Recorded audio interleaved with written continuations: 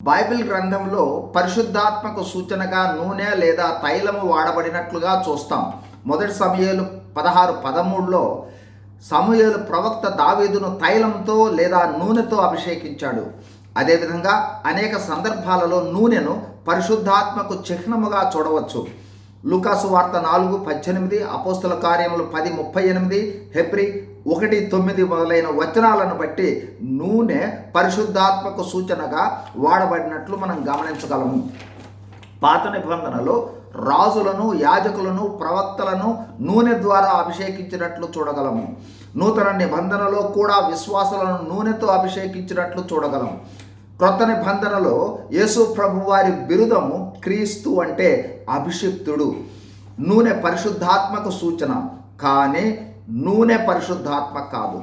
నూనె నిర్వర్తించే పనుల ఆధారంగా పరిశుద్ధాత్ముడు నిర్వర్తించు విధులను కొన్నింటిని తెలుసుకుందాం. 1. నూనె దీపాలు వెలిగించుటకు కారణమై వెలుగునిస్తుంది.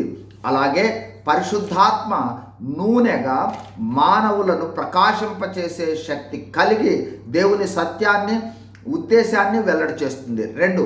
నూనె ఏ విధంగా పోషక పదార్థాలను, ఆహార పదార్థాల నిల్వకు, భద్రతకు, సంరక్షణకు సహకరిస్తుందో అదేవిధంగా పరిశుద్ధాత్మ ఆధ్యాత్మిక పోషణ, బలాన్ని, భద్రతను ఇచ్చి సంరక్షిస్తుంది.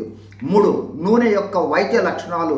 అనారోగ్యము లేదా విరిగిన ఎముకలకు స్వస్థత ఇచ్చినట్లుగా పరిశుద్ధాత్మ కూడా స్వస్థతను దయచేస్తూ శారీరక మరియు ఆత్మీయ ఆరోగ్యాలు సమకూర్చుటను తెలియజేస్తుంది. 4.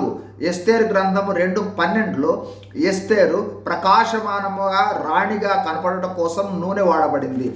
అదేవిధంగా పరిశుద్ధాత్మ నూనె వలె తన ప్రజలను వెలుగువంతంగా మార్చి రాజులకు రాజు, ప్రభువులకు ప్రభు రాకడలో ఎదుర్కొనుట కొరకు సిద్ధపరచుటను మనం గమనించవచ్చు.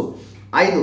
చివరిగా నూనెతో అభిషేకము అనేది పరిశుద్ధాత్మ అభిషేక సాదృశ్యంగా విశ్వాసులను యేసు ప్రభు వారితో ఐక్యపరిచి ఆయన కృపలో శక్తివంతమైన జీవితం జీవించుటను తెలియజేస్తుంది. క్లుప్తంగా క్రైస్తవులమైన మనలో అదృశ్యంగా ఉన్న పరిశుద్ధాత్మ ఉనికిని కలిగి, శక్తిని కలిగి, ఆయన ఆశీర్వాదములతో ఆత్మ ఫలాలు, ఆత్మవరాలు కలిగి ఉన్నామనే సూచనగా నూనె మనకు ఉన్నది. God bless you. Thank you.